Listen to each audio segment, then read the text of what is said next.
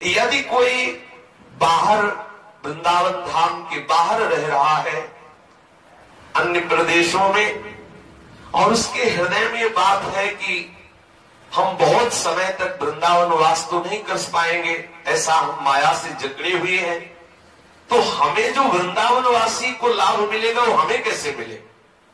क्योंकि हमारा फिर तो जीवन व्यस्त हो जाएगा, हमें अखंड वृंदावन वास तो मिलने वाला नहीं, क्योंकि हम इतने मोह में फंसे हुए हैं, इतना हम संसार में सत्यत्व बुद्धि किए हुए हैं, घर परिवार में इतना महत्व बुद्धि किए हुए हैं कि हम वैराग्य करके वृंदावन धाम में अखंड वास करें, इतनी तो हमें सामर्थ्य दिख नहीं रही। तो हम क्या करें? बोले ददत किंचित वृंदावन तनुभृते। जो वृंदावन में शरीरधारी है, जो भी जीव है, यदि वृंदावन में उनकी थोड़ी सी भी सेवा आप करने को पा जाए, आहा, तो सर्व भगवत विभूतेर भागीसो भवति जगताम तद्भृति परहा। कितनी अद्भुत बात कह रहे श्रीपाद प्रबोधानंद जी।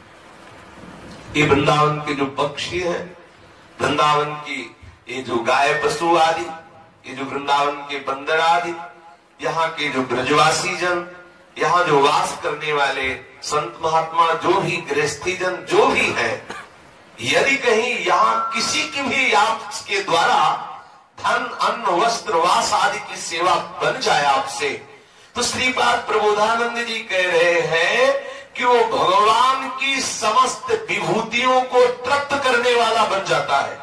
इतनी उसमें सामर्थ्य आ जाती है, वो ऐसा महामहिमामय वाला बन जाता है कि जैसे गीता में विभूतियों का वर्णन किया ना, उन विभूतियों को भी आनंद प्रदान करने वाली विभूति वो स्वयं बन जाता है। ऐसा वो महाविभूति स्वरूप हो जाता है जो वृंदावन वासियों की सेवा करता है।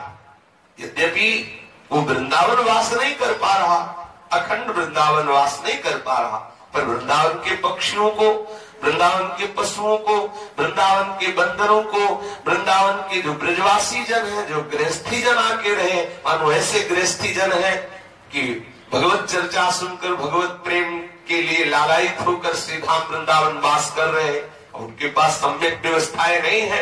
आपको भगवान ने यदि धन दिया है और आप ये लाभ लेना चाहते हैं वृंदावन वास का, तो चाहे वो गृहस्थ हो चाहे विरक्ति, इस भूमि में वास करने वाले के लिए ये मर्यादा नहीं कि विरक्ति की ही सेवा करनी चाहिए। यहाँ वनवासी है सब, कोई भी हो, स्त्री हो पुरुष हो गृहस्थ हो विरक्त हो, वो सब वनवासी है। इस वन में वास करने वाले हर वनवासी की सेवा का फल एक ही होगा, चाहे वो गृहस्थी की सेवा करे, चाहे वो बंदर की सेवा करे, चाहे वो विरक्ति की सेवा करे, चाहे गाय की सेवा करे, चाहे किसी की भी, वो वृंदावन वासी है। इस बात की बात यहाँ है।